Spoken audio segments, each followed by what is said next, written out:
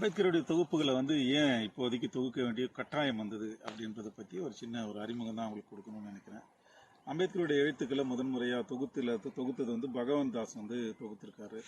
அதற்கு இணை காலகட்டத்தில் மகாராஷ்டிரா அரசாங்கம் 2 தொகுதிகளை வெளியிட்டிருக்கிறாங்க. அதுக்கு பிறகு வசந்த் மூன் அவர்கள் தொடர்ந்து 21 தொகுதிகளை தொகுப்பதற்கான பணியை செய்து முடித்திருக்கிறார். இப்படிதான் அவருடைய எழுத்துக்கள் எல்லாம் தொகுக்கப்பட்டிருக்கு. தொகுத்தவங்க என்ன பண்ணாங்கன்னா, அந்தந்த காலகட்டத்தில் கிடைச்ச எழுத்துக்களை எல்லாம், அம்பேத்கருடைய எழுத்துக்கள் அவர் வீட்டில் இருந்தது, அவருடைய நண்பர்கள்கிட்ட இருந்தது, அவருடைய நூலகத்தில் இருந்தது, எல்லாவற்றையும் சேகரித்து எடுத்து தொகுக்கிறதுக்குள்ள சில பேர் வழக்கு போட்டாங்க. அதனால கோர்ட்டில் அந்த மெட்டீரியல் எல்லாம் மாட்டிச்சு. அதுக்கு பிறகு கிடைச்ச அந்த வழக்கு முடிஞ்ச பிறகு ரிலீஸ் ஆன உடனே அந்த எழுத்துக்களை எல்லாத்தையும் கிடைச்ச வாக்கில் எல்லாத்தையும் தொகுத்து முடிச்சிட்ட பிறகு அவங்களுக்கு ஒரு வால்யூம் தொகுக்கிறாங்கன்னா அடுத்த வால்யூம் கிடைக்கிறதுக்கான தரவுகள் எல்லாம் கிடைச்ச பிறகு உடனே தொகுது. இப்படியே இந்த 21 வால்யூம் வந்துருச்சு.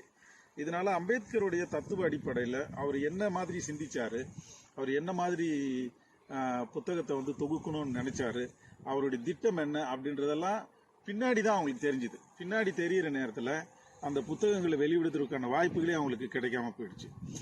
வசந்த் மூன் மறைஞ்சு போனது, அவருடைய கூட இருந்த அறிவாளிகள் எல்லாம் கொஞ்சம் மறைஞ்சு போனதால தொகுக்க முடியாத அங்கங்கே சிதறடிக்கப்பட்ட ஒரு எழுத்துக்களாகவே அவருடைய தொகுப்புகள் எல்லாம் மாறி போனதால முதலிலே அவருடைய சிந்தனை அடிப்படையிலேயும் ஆண்டு அடிப்படையிலேயும் அதனுடைய ஒரு சப்ஜெக்ட் எடுத்துக்கிட்டாருன்னா, இப்போ சாதி அப்படின்னு எடுத்துக்கிட்டாருன்னா சாதியை பற்றி பல இடங்களில் சொல்லியிருக்கிறார்.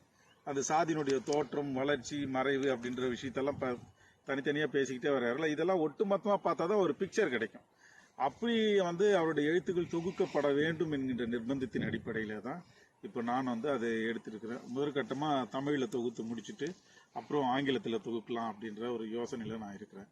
ஸோ இந்த தொகுப்பு வந்த பிறகு ஒவ்வொரு சப்ஜெக்டாக நீங்கள் புரிஞ்சிக்க முடியும். சாதி என்றால் என்ன அப்படின்ட்டு தனியாக சாதியை பற்றி புரிஞ்சிக்கலாம், அவருடைய பொருளாதார சிந்தனைகளை தனியாக புரிஞ்சிக்கலாம், அவர் காங்கிரஸை பற்றி அவர் சொன்னது தனியாக புரிஞ்சிக்கலாம், இந்திய அரசாங்கத்தை பற்றி அரசியலை பற்றி அவர் சொன்னது புரிஞ்சிக்கலாம், சூத்திரர்களை பற்றி அவர் சொன்னது தனித்தனியாக, பெண்களை பற்றி தனியாக, கம்யூனிஸ்டுகளை பற்றி தனியாக, எல்லா துறையும் துறை வாரியாகவும் அதே நேரத்தில் ஆண்டு வாரியாகவும் எல்லாத்தையும் தொகுத்து புரிஞ்சிக்க முடியும். அப்படி புரிஞ்சுக்கிறது மூலமாக இந்தியாவுடைய இன்றைய அரசியலை நீங்கள் ரொம்ப தெளிவாக படம் பிடிச்சு காட்டக்கூடிய விஷயங்கள் எல்லாம் அதில் உங்களுக்கு தெளிவாக புரிய வரும்.